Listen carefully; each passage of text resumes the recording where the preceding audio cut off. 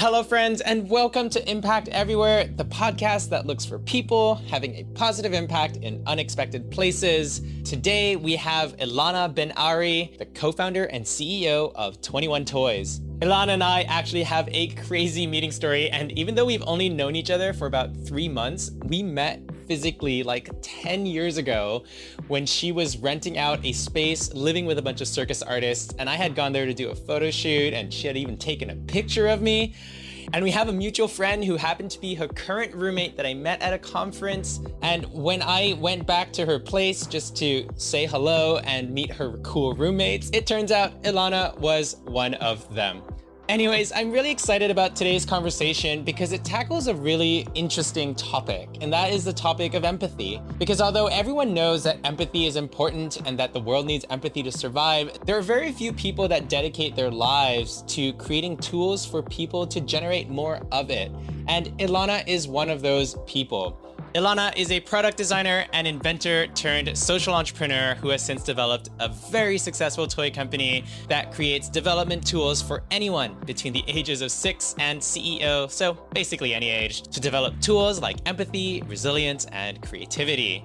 Her stuff has been featured basically everywhere on Yahoo, Quartz, Huffington Post, Time, and they have clients all over the world with some of the biggest banks and the biggest tech companies. So, you know, it's pretty legit. The reason I wanted her on this podcast was to talk about why empathy is something important, what the process was in developing something as abstract as an empathy toy or even her latest failure toy, and how she goes about measuring success for the increase of something as abstract as empathy. And while some of you guys might be wondering, well, what does empathy have to do with impact anyways?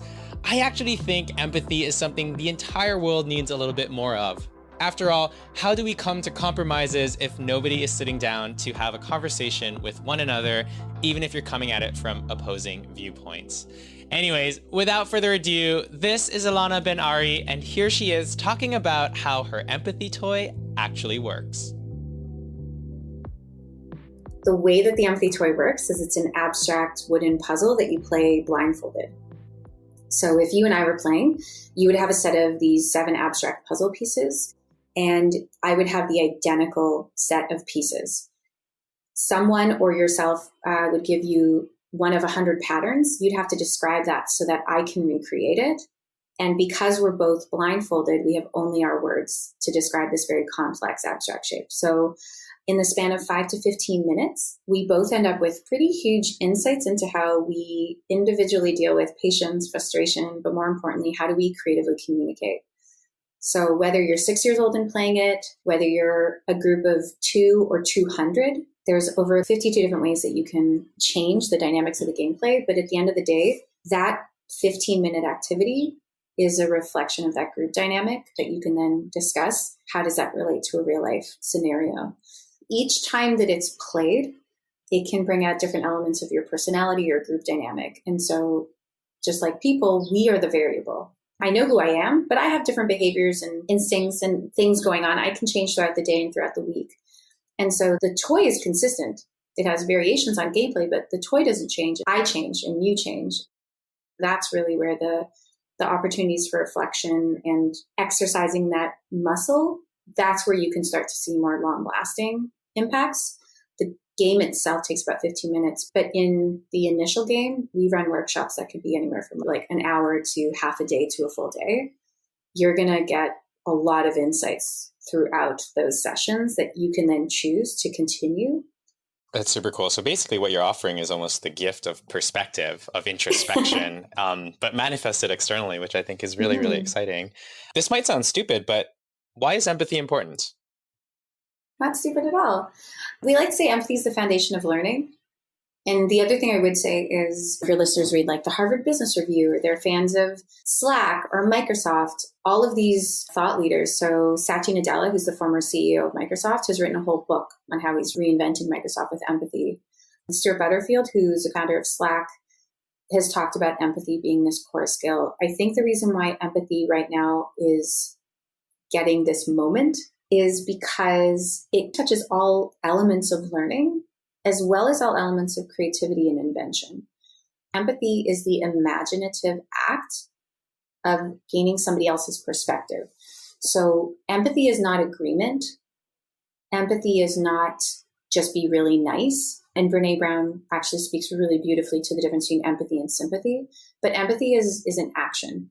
Empathy is the ability to put yourself into perspectives that aren't your own. But also when you talk about the design process and the creative process, empathy is the ability to anticipate multiple perspectives around a certain problem.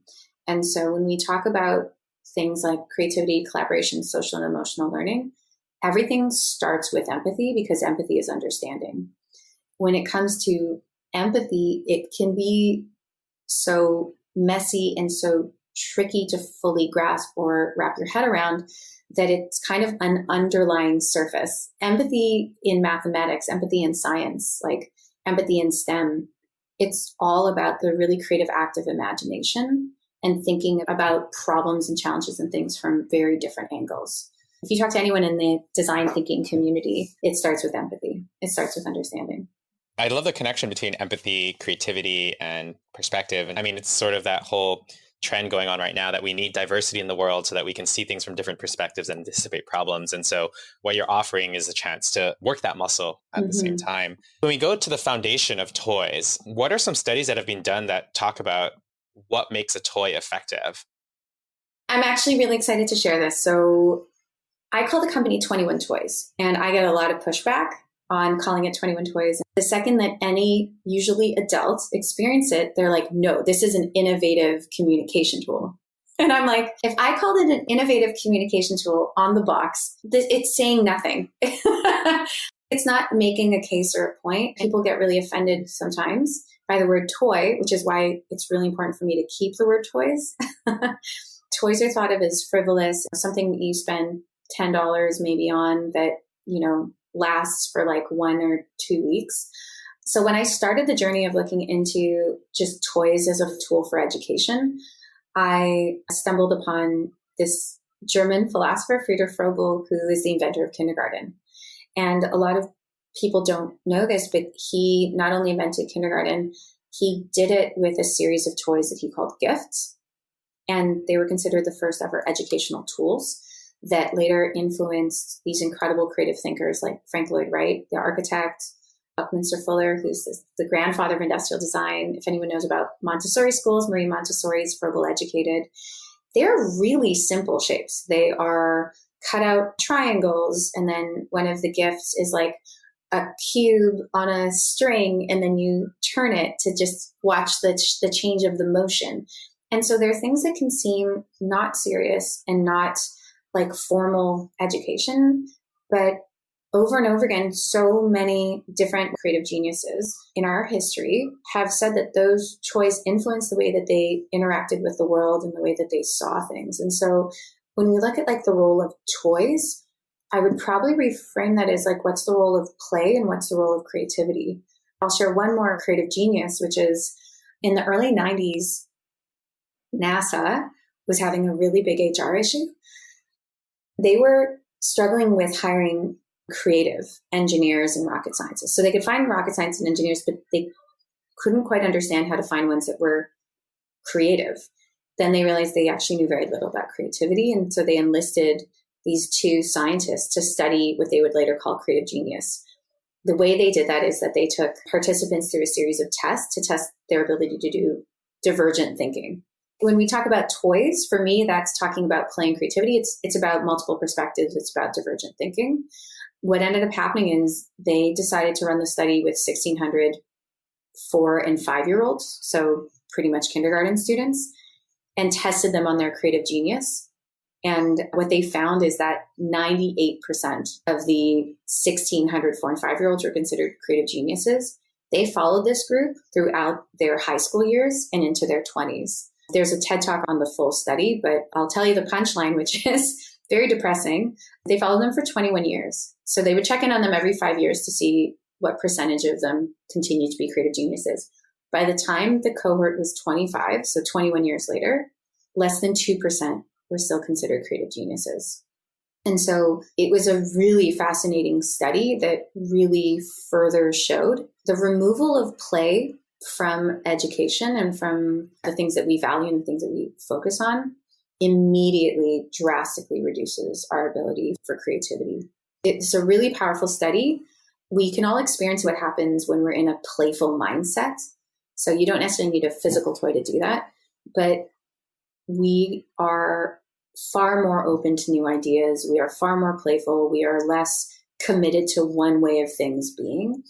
And I think as a designer, physical toys that act as a catalyst for that conversation, like, hey, you can stop working or you can be in a playful mindset, is really key. And I think that's what toys and play really inspire. Yeah, that's wonderful. I mean, what you just described as power of divergent thinking is the importance of developing almost like T-shaped skills, right? Yes, you can have a lot of depth in one area, but you also want to make sure you have this broader range of knowledge so that you can draw from associated experiences to let you see the same thing in a different way. And I think the beauty of what your toy is that it's actually interactive. And so there's like a community reinforcement component of it. It's not just about you and the way you see the world, but it's about you and how you communicate that with someone else and how together you can see the world in a different way, which I think is like the foundation of basically creative problem solving for us all to move forward together. I'm curious to talk through like your design process. Yes, you have all these principles, but like from taking that principle and actually making it into something, there seems to be a very big gap there. Why don't you take me through like how you go about taking an abstract notion and giving it physical form? So I designed it in university, and I can kind of walk you through how I got to the end results, which was the empathy toy. But I just last year finished designing our second toy, which is a toy that teaches failure. So the failure toy. And that was my first moment of going, wait, what is my design process? So I was able to like break it down. When I designed the empathy toy, it was very much based on design thinking, just because that's how in your thesis year of industrial design, you go through the 4 stages. So you go through empathic observation, which is making sure not that you're finding the right solution, you're trying to find the right problem. So the brief that was given to me was to design a navigational aid for the visually impaired. So my joke is that the school kind of assumed I'd be making like a BlackBerry with really big buttons, or like a walking stick that would make lots of like auditory signals. But what ended up happening, and this was in collaboration with the CNIB, so the Canadian National Institute for the Blind, I started talking to people who were born with or develop later in life visual impairment. And then I also talked to their friends and family. And that was so instrumental in getting a better understanding of the different challenges and the different opportunities. So what I discovered through speaking to them and then also meeting with orientation and mobility trainers is that when it comes to navigation, there are these foundational questions that someone would go through, which start with, where am I going? How do I get there? So I actually connected with this girl, Emily, who's in 4th grade. She had to take time out of school to do this orientation mobility training on her own. I then discovered that on average, if any kid is in like a mainstream school, they're going to miss about 30% of class time. There's a lot of classes that they can't take with other students, which starts to create a social and emotional gap between the visually impaired and the sighted community. And so that led me to then say, what if my brief was to design a game where Emily was able to practice, where am I going, how do I get there? But she can play it with her sighted classmates. So they're both developing language around navigation, but they're also developing, for lack of better words, empathy and creative dialogue. So that took me a while to get there. And then the process of turning it from it's a game, what kind of a game, to puzzle, lots of sketching, lots of talking. I have huge sketchbooks that I make on my own, but I was embarrassed about it for a number of years. And I think just as a professional now, I realize that's my process, and that's a lot of people's processes. My sketchbook is filled with very few sketches. It is filled with mind maps. It is filled with conversations. It's filled with discussion. And a lot of my creative process is talking to 1 million people and interrogating them and asking them 1 million questions about their profession or about, with empathy specifically, I asked very specific questions and other things I just observed. I took a lot of notes, and then a big part of my creative process was stepping away from it and actually taking a break. I came up with the idea of it being an abstract puzzle in a nap, in a panic nap the day before our review. To a lot of creatives and inventors, Collaboration is so important. And of course, I'm in the business of empathy. So taking on multiple perspectives is important. But at the same time, not talking to anyone, closing all the doors in your room, removing all distractions, and just sitting with your own thoughts. And even beyond that, being really nice to yourself is part of the creative process. The failure toy took me 3 years to design. Because it's just like, I don't recommend it to anyone. Designing a failure toy is like so scary and so overwhelming. But one of my biggest blocks was that I had overly talked to too many people. My brain was filled with too many words and thoughts and ideas that weren't mine. And so while that's such an important part of the process, I had preferenced that too much at the beginning.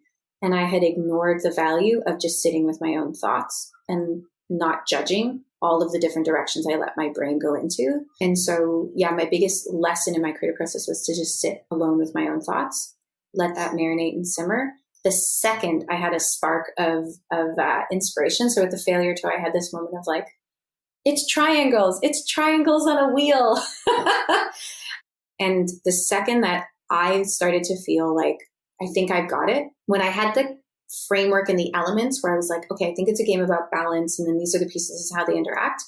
Then I was incredibly ready to put it into a million people's hands and get all their feedback and hear all the ways why it sucks or all the ways why it's great.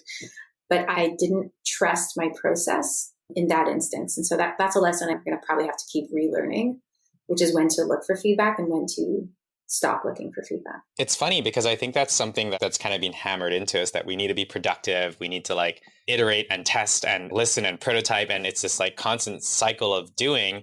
I was part of a community group and one person brought up this amazing story of how in order to make bread, you have 4 ingredients, right? There's like water, yeast, salt, and flour. That's all you need. But just because you have these 4 ingredients and you put them together doesn't mean you have bread. You need time.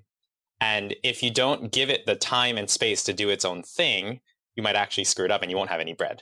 And so hearing you talk about this just brings that to light. The importance of space and time is an ingredient of the entire process. So something that also comes down to a form of giving yourself the space to think and to explore and to be curious, which is the foundations of creativity too. I want to talk about a couple of the case studies that you might have when it comes to how empathy and failure and play can actually make a difference. I feel like there might be a little bit of a disconnect here. Maybe people just think it's a leadership tool or they just think it's a better human thing. But I think you've experienced how bringing people closer together can make a fundamental difference in people's lives. And do you think you could share a couple of those stories? Yeah, absolutely. So the road for me to start 21 Toys, there was a gap between when I designed the empathy toy in my thesis year. It ended up winning a pretty prestigious design award at the end of that year. And so right off the bat, I did what most designers would do, which is I'm going to find a business to start this. And then the good news is nobody was interested in starting an empathy toy business, especially one which I later decided, where would this empathy toy live? Like, where do I think it can create significant impact and difference? And I was really, really inspired by this TED Talk by Sir Ken Robinson called Do Schools Kill Creativity, which kind of led me down this path. So I was like screaming at my computer. I was like, they do. That was my experience 100%. So that talk plus just years, like just sitting with this empathy toy, not quite knowing what to do with it and feeling like there was something there. That's when I decided, okay, I'm going to start a toy company, but it's not just going to be about this empathy toy. I want to design an entire line. I want to design an entire category of toys. So I knew the failure toy. I'm working on an improv toy right now. But like, I have the idea of what the next series of toys are. But the first question that I asked myself when I started the business was, does a school even want this? I genuinely think that toys can make a huge difference in schools because I went through the education system, but I'm not a teacher and I'm also not a parent. So there's a lot of things that I didn't know. The way that I built the company a few years later was I thought, okay, I'm going to get some prototypes made. I'm going to start writing on this blog post about, my perception of the lack of these skills in schools and just sharing other thought leadership. And then I essentially, I didn't break into education conferences. I volunteered at them. I volunteered some, maybe 1 or 2 I snuck into. But what I would do is I would take my prototypes and I would leave them on a table. And then I would leave the room. And then I would see this swarm of teachers that would walk up to this toy and say, like, what is this? Who left this? And then I'd come back in the room and be like, oh, I forgot that. Oh, sorry. And then that's how I'd start a discussion. And so it validated right off the bat that there was a huge amount of interest in it. I even now, when I travel, if I'm at an airport, I usually don't pack the toys. I'll usually hold them because I've experienced just so many times, teachers especially, chase me at the airport to find out, where did you get that toy? It was really powerful. So that was my first inkling of, okay, there seems to be a need here and an interest. Thanks to actually one of the education conferences that I left a toy at, a school contacted me and said, we would like to put in an order. And so with no investors, completely bootstrapped, I had a $1,200 artist grant that I'd spent on prototypes and a website. They put in their first order, which was large enough for me to pay for our first mini mass production run. I had a pretty good idea that schools and teachers wanted this, but then I devoted the next year to saying, okay, it looks like there's interest in it's being purchased, but is it creating an actual impact?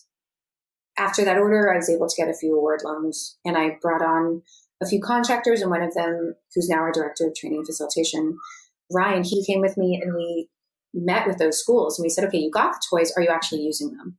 And what we found out was they weren't just using them in guidance counseling or for conflict resolution. The French teacher was borrowing it to talk about empathy and language. The business teacher was borrowing it to talk about the role of empathy in business. And then the biggest thing that we discovered is when we came in to demo the toy with teachers, halfway through the demo, it wasn't a demo. It was a professional development workshop. So we were talking to the teachers about the role of empathy in their work. And so that's the very, very high level, immediate kind of feedback that we got, that there is impact here. It is being used, but what does actual impact look like? And we didn't have that answer for at least the first 2 or 3 years. So we could see anecdotally right off the bat, language and conversations were being sparked. And there was a lot of excitement about the topic of empathy. And teachers were saying, it would take me 3 months to teach. I can teach in a 20-minute lesson or activity with this toy. So we could tell that it set the stage for their expertise.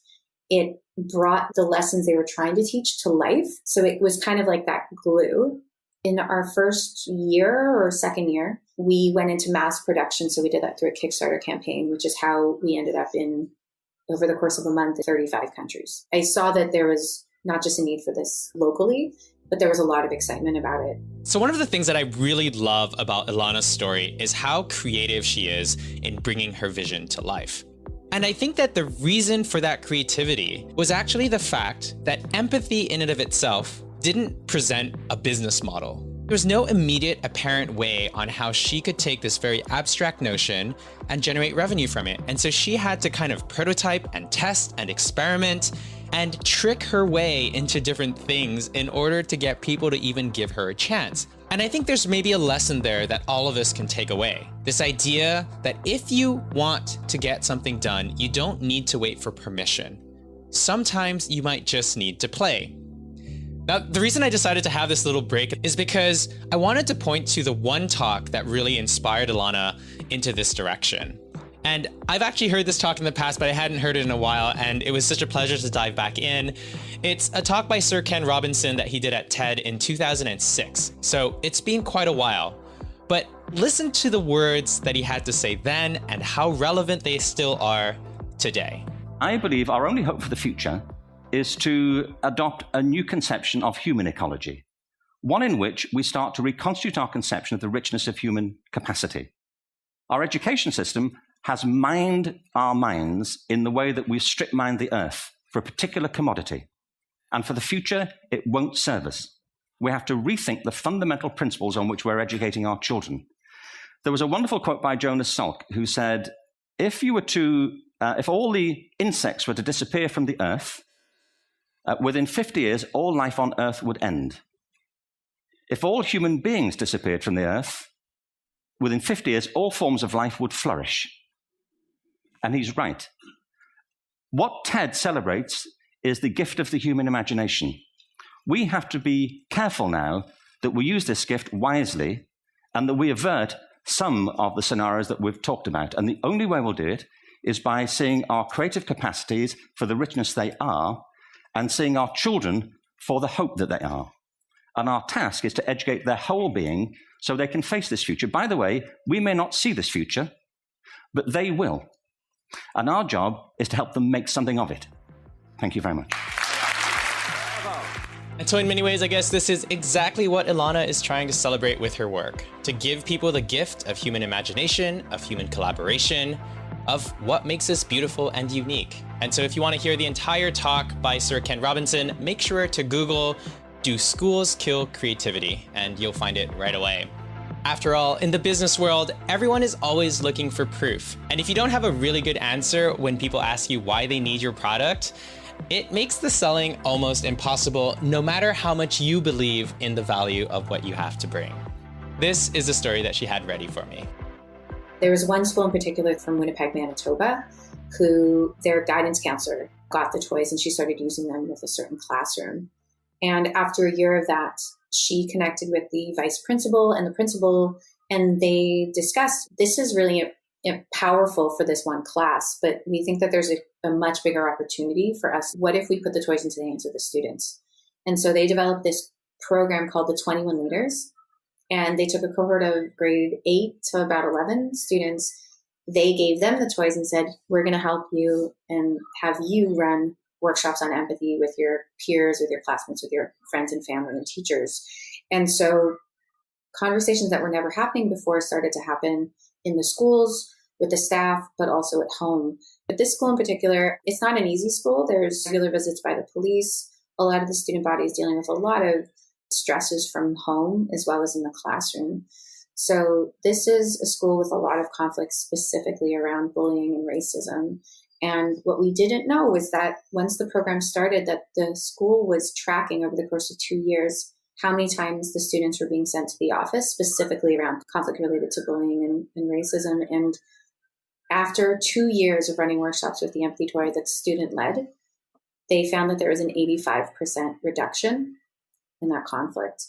And we only found out about that because the mayor of Winnipeg gave us a call to invite us to receive an honor, as well as with the students, for the work that the 21 Leaders and the empathy toy did to help reduce that. So I think that the toy, just like any tool, it can be taken as just an awareness piece, something that you play once for 15 minutes, but it can also be embedded not on into high school leadership programs, but at the exact same time that this was happening at the high school, we were running multiple workshops with one of the largest banks in Canada.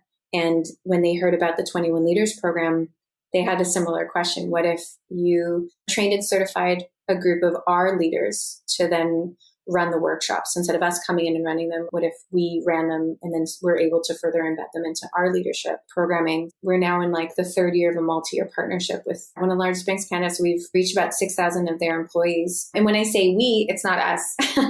It's their cohort of facilitators and trainers that have embedded our toys into their programming. And so the idea that empathy and business and banking were connected was not obvious, but those are the kinds of insights that we've seen just by putting the toys into the hands of not just educators, but leaders and facilitators. A toy or a tool like this can be played once, and it can really build that muscle and to create really long-lasting impact and change. It does need to be not just embedded into a framework that is unique to that organization or to that school, but the leadership, as well as, for example, with the school, the student body, they need to believe in it as well. And so it was really amazing just to see how giving a tool can elevate the conversation and create a pretty substantial impact. I love that you have this like really powerful case study that came out that you weren't even trying to measure, that was almost delivered to you because it had been so effective that they wanted to tell you about it.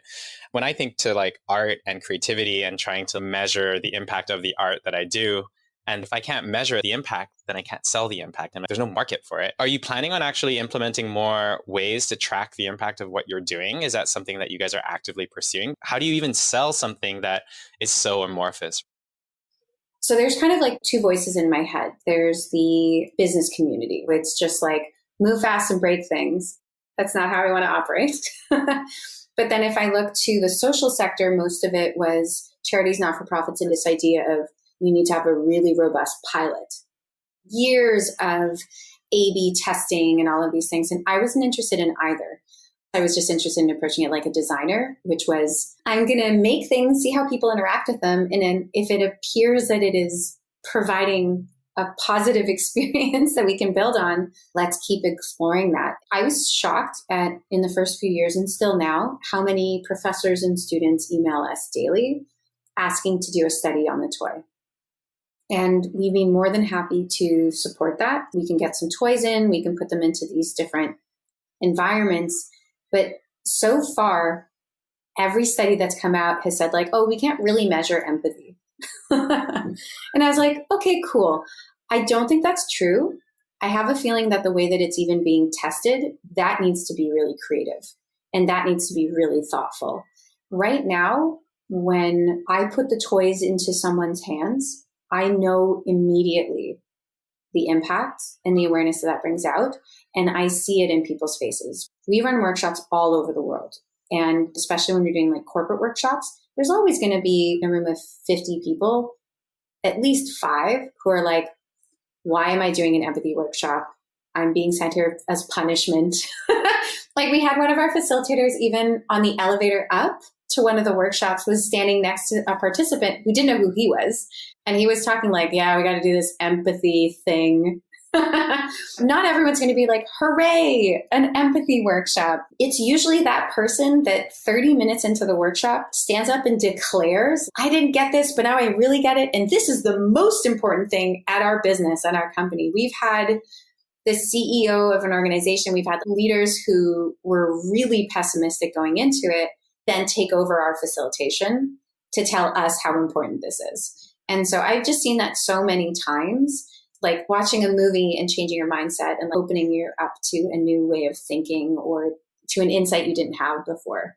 We see those in action. Long-term sustained change is something I would absolutely love to test and to see, but it is not a game that I want to play right now because I'm much more interested in getting this into more hands of creative thinkers and teachers and coaches, and they're going to eventually show us how we can possibly track this and how we can possibly get a sense of the long-term impact and power of this toy. I am under the impression that the toy facilitates conversations that otherwise aren't happening, but it doesn't exist as a standalone.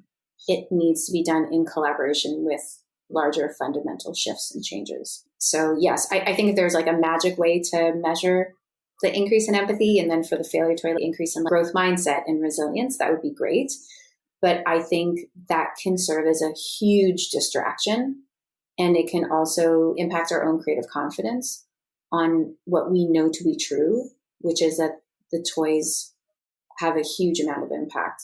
We've so far been able to finance the toy through not just direct sales and pre-sales, but we've won about 17 awards to date around creativity and innovation. And we have one of the most enthusiastic communities I've ever experienced. If we think about today with COVID hitting, we're for the first time running our workshops now online.